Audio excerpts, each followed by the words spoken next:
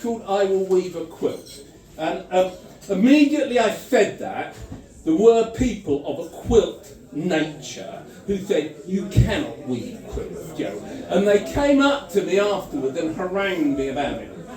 So I went on to Google, and weaving a quilt is a thing. So I just say that for the people who are going to cost me, the weaving quilt people. But this is not about weaving quilts. So you get it, that's an analogy. So if you're really worked up about quilts or how you make them, don't blame me. And it's one of my few positive poems, I apologise. I will weave a quilt from all the things in the world. I will start with the seeds that grow in the ground. I will add the stems and stalks, the branches and twigs. I will include the leaves and nuts and fruit and air. I will take the breath of beetles and bees and bears and beavers and butterflies. I will beat down bracken so it twists and folds and springs back towards the sky and the sun and the soft edged blue. I will ripple my quilt with the wind. I will weft and warp the stitches of my quilt with raindrops. So unexpected and single they dapple the ground. I will instill light and colour and scent and taste and everything that is touched and seen, everything I can imagine. I will weave a quilt from all the things in the world. I will wrap my quilt around the root of all fears. I will envelop my dreams. I will make them wonderful. I will bring joy to my heart and my soul will rest in thee. I will display my quilt hanging high in my hallway. I will offer courses and lessons, quilt making for all. I will weave a quilt from all the things in the world. It is my life's ambition and a gift worth giving. Thank you. This one's called Like a Flashbang Grenade. Attention, attention. This vulgarity requires an immediate intervention. An irrefutable issue long exposed, but still remains at the front of my deepest woes. A crisis in this country which must be undone. I'm talking of trousers no longer covering the bum. Like a flashbang grenade, it's a disgrace. It's a visual violation that your buttocks have made. Invade, blind my eye and infest with a sensory stain. Sir, a bottom is for privacy, not for public domain. Listen up, you fop doodle. If your waist-time skills are embarrassingly inferior, evident in the presence of your protruding posterior, if your tuchus is the focus of a tiff-turned ruckus, if your tush is as recognisable as your mirror's mush, if your gluteus maximus has caused a fuss, if your cheeks are on view and playing peekaboo, if the two Mitchell brothers are butting heads, if the boiled eggs at the top of your legs are overflowing, if your pelt isn't reaching and your butt is breaching, if containing your plump rump has you stumped, if your lower back bulge has divulged itself, if the devil's crevice of your pelvis has been summoned, if the hair on your derriere is waving in the breeze, if there's a chuckle because your buckle is closer to your knees, if you've got trouble keeping your bubble beneath the belt line, then it's time to change your fashion design. So listen up, you pathetic genetic twaddle. Here's what you can do. Pull up your jeans. We've got the means. String or leather will keep your nether threads tied. Pull them up, tie them up to hide your bulbous backside. Suspenders to render this issue obsolete. To give your exposure some needy closure. A moo-moo gown for the clothing clown who can't stop his trousers from dropping down. Overalls for the droopy drawers and your drooping falling drawers. A onesie so that we don't see your buns. A cat or hazmat suit to protect your personal peachy fruit. Spandex to cover your fleshy convex. or dungarees with a peas, and cover your arse with ease. Ask Ian Davis. He'll tell ya. Tie him up, it's not cool, you fool, and it's not brave. So for the love of God, cover up and let our mental health be saved. Thank you. Let me just get to where I can see them. I am the very model of a modern US president, the latest in a long line who were in the White House resident. I'm decisive in my actions and I'm never ever hesitant, and all my finer qualities should be perfectly evident. I'll appoint to highest offices the people who are most like me and exhibit all signs that I'm a stranger to sincerity. I promised that I'd drain the swamp and do it with alacrity, but if you ask me when, then I will tell you to get back to me. I'm good at obfuscation and I'm skilled in my mendacity, self-deception and aggrandisement I have in great capacity. In short, of all who've been before here in the White House resident, I am the very model of a modern US president.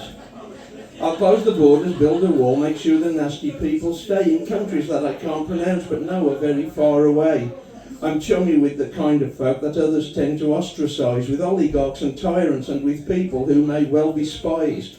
I'll condemn as fake all news that I prefer that people didn't know, and get my daily briefing from my favourite right-wing TV show and say I've heard or I've been told if I should tweet into the night. Whatever nonsense fills my head, quite certain that it's watertight. I'll take away the rights of any group I do not understand and do it in a way that some may think is rather underhand. In short, of all who've been before here in the White House resident, I am the very model of a modern US president. The US will be great again when ruled by my benevolence, when scientific fact is not determined by the evidence, but rather by the way that I believe that things are meant to be. But don't listen to the experts, give your uninformed consent to me. You'll never know the true extent of what I haven't paid in tax, and outright lies are nothing more than some of my alternate facts. In short, I don't know how it is that I have reached this pinnacle, when everything I've said and done is really bigly cynical. And the knowledge of the politics that someone here should rightly show is rather less than any kid in kindergarten tends to know. But regardless, I have now become the latest White House resident, and I am the very model of a modern US president. When you're lying awake and you're counting mistakes and you're wondering what's to become of us, and it's true that you're confused by the views on the news that all seem to be monstrous to some of us, though you can't comprehend how we came to this end or what has gone wrong with democracy, well, whomever you choose, whomever you see when you're watching TV, every one of them's full of hypocrisy. When you turn to the papers, they're full of the capers of people with lifestyles demonstrably designed to encourage, with talentless flourishes, people to act irresponsibly. There is simply no let-up from modern-day setup. You consider yourself to be better than the whole human race, which you view with distaste as being no more than your debtor. And then when you sleep, the images creep unbidden into every dream you have, and taint them with rancour that acts as an anchor to every last shred of esteem you have. In the dream there's a summit where the world starts to plummet because one country's elected a president whose delusional view of his perfect IQ makes him more like an inmate than resident. And you noticed he says that because he's the pres, he can do things quite unconstitutional. Though it's hard to make out what he's talking about, as his words are so circumlocutional. He says he's building a wall, though it's not very tall. In fact, it's much more like a ditch. But they're building a case to ensure his disgrace, though he claims that they're hunting a witch. Then he claims that, of course, he'll start up a space force to save us from extraterrestrial invasive incursions, though his private aversions to aliens are a touch more pedestrian, who are crossing the borders with agendas and orders, undermining the just and the true, though justice in truth and behaviour that's couth are ideas he's encountered anew. It seems he intends to turn all of his friends into foes, though the reason escapes him, with his enemies lauded and loudly applauded, and for one he then publicly apes him. Then the dream turns around as he's Buckingham bound on a day trip for meeting the Queen. But as he strides ahead with no thoughts in his head, Her Majesty's not to be seen. He looks at the sky while adjusting his tie, not seeing she's standing behind him. He's quite unaware, or perhaps doesn't care, he's not in the place they assigned him. Protocol, not at all, it's simply his goal. He's the greatest, so doesn't need manners. And outside the gate, demonstrating their hate, are some folk with unflattering banners. Though they cannot be for him, as people adore him, at least that's the way he perceives it. His alternative facts he will trust to the max, whatever he claims he believes it. As you dream of this man, you would wake if you can, but then you start to weep for you've not been asleep and all of it's true, but what can you do with the cry of despair? You lift from the chair and you moan and you groan, for you feel so alone when the whole world's gone mad like an apple that's bad and you've eaten the worm which is starting to squirm and you're feeling quite ill, but relax now and chill. For the dark days will pass, there'll be sunshine at last. And though 4 years is long, ditto ditto this song, the nightmare will end when it will. Well, I was the very model of a modern US president, but there's an interloper who is in the White House resident. The only way he could have won against a perfect man like me is by persuading millions to cheat in a conspiracy. The crimes they say that I committed can't be crimes because you see that I should always be the one who has complete immunity. And selling Bibles, selling trainers, selling gold and trading cards is easy when the purchasers are people who find thinking hard. And believe whatever fantasies that I should often choose to tell. There's one born every minute, so it's really quite a simple sell. So whoever now is claiming that he is the White House resident, I was and am and always will be the model US president. Gaza photo. It's based actually on seeing a photo of a child in Gaza, a little boy in a totally bombed out town who lost his entire family. And it's just based on that, what would that boy feel about knowing that it was a subject that was not discussed or that was banned from discussion. That's what I love about poetry. It comes out and you let it out there. So this is Gaza photo. Ankle deep in slime in Gaza, the future surveys the present, his legacy, his gift from the past. A poison chalice passed down by generations, packs of complicit villains, failures, politicians. Ankle deep in slime, a local council slides out of its chamber when confronted by its constituents. Who know the future? They do. So does the child in Gaza, children in Palestine. The council, confronted by constituents, it abandons them with a single phrase, it's not in our backyard. Drowning in slime, a local council looks to its complicit party line, ignores the cries of its constituents, denies the child, passes the buck to God knows who, and descends into its own hell, its guilt, its legacy of denial. The future, the child in Gaza, with his relatives desperate in Walsall, in Birmingham, surveys the future, despises the present, will never forget, will never let the coward, the council, the government forget its broken legacy. Thank you.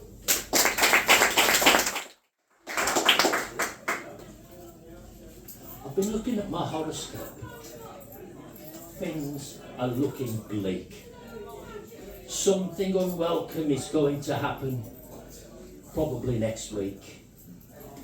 It seems Mars has entered Virgo, and it's the Aztec year of the bat. Plus, there's a partial eclipse due somewhere. Only an idiot would ignore all that. I don't remember breaking a mirror or spilling any salt. And as for what happened to that black cat, well, you can't say that was my fault. They say the sun will come out tomorrow. Chin up, the glasses are full. I can't even find the glass these days, so that's a lot of bore. I've tried reading the tea leaves, I've stared into a crystal ball, but whichever way I look, there's nothing good at all. Now, maybe I'm just being silly, but it's just the way I feel. Maybe I'm imagining things, but maybe it's all real. It's just something in the atmosphere, something in the air. There are bad signs all around us. No one seems to care. Anyway, thank you for listening. You've all been very kind. It always helps to talk when there's something on your mind. In fact, I feel much better now. I feel more positive, calm and strong. I'm sure everything's going to be all right. Then again, I might be wrong.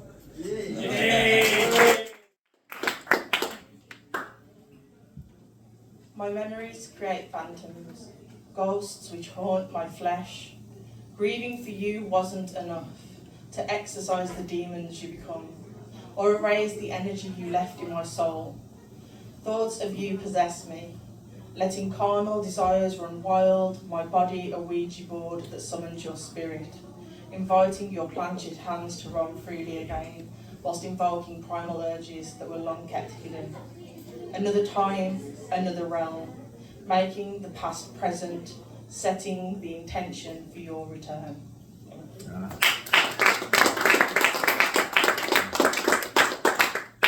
My last one is a poem I wrote for the love of my life. I absolutely adore this man. You've heard it a few times. It's an acrostic. It's Tom Ellis, I love you. Just a bit.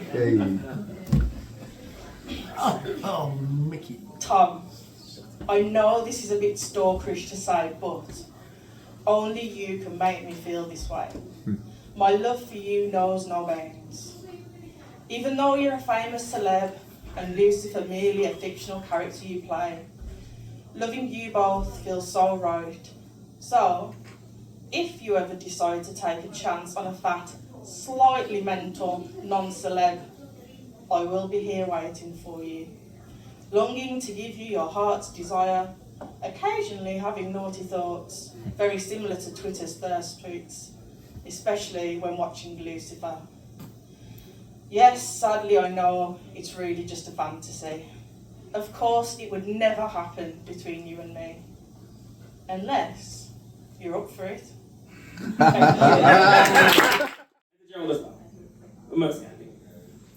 Little backstory, I got this prompt from a festival I went to in February in Birmingham. I got 4 words on a scratch card. Those words were tongue, borders, war, and dust. This is what came out of it. It's called The Pleas of the World for Our Pal. When the dust clears, Gaza will be non-existent, but its spirit will live on.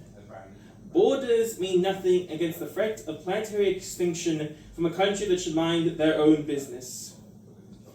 For years, war has been on the mind of every Palestinian, and the questions of when will it end and when will we be free plague all storytellers, journalists, activists, and all humans around the world. Red tongues with black spots and green outlines represent that single glimmer of hope across all manner of communication. Boycotting all manner of services, helping the blue and white demon, protesting down streets trying to break the barrier that will grant us the ceasefire we so rightfully deserve. From the river to the sea, Palestine will be free, and no matter what it takes, so shall the rest of the world. Free from fear, free from tyranny, and free from evil. Thank you. It's called Frog's Porn. See what you did there. From dusk till dawn, it's hoppers with the horn, amorous amphibians in waterborne porn. Wilder than dating, it's frenzied mating, boys making noise with the throat inflating. The girls are up for action, they're eyeing up the blokes, driven to distraction by the rhythm of the croaks, churning up the water with their thrusting legs, lusting and busting with unlaid eggs, gleaming in the moonlight, dreaming of the deed. Down among the lilies and the reeds and the weeds, where the chaps with the knack make a grab from the back, locking like the poppers on a rucksack strap, clasping and grasping, 2 little G's and 5s, a rubber scrum of rubber tums and bulging eyes. Tenacity matters much more than size when you're squishing on a mission to fertilise. Clinging on and singing through the moonlit nights, insatiable sexual appetites, leave them all exhausted, staggering about, crazed and dazed and all shacked out. And then, when maybe 1 in 10 have given up and gone, comes a gush and a rush for the ones who carried on. The generous progenitors of many newborn little baby froggies in a soggy blob of spawn. Anyway, this has got me to thinking, and this has come to this poem. This poem is called Stardust. We are, after all, just stardust. Or should I say, stardust as a carbon-based life form? Okay, fair enough, let's get real. We are, in fact, just untidy sacks of bloody meat, encased in a thin, elasticated skin, held upright by cartilage and bone, with a domed casket perched on top.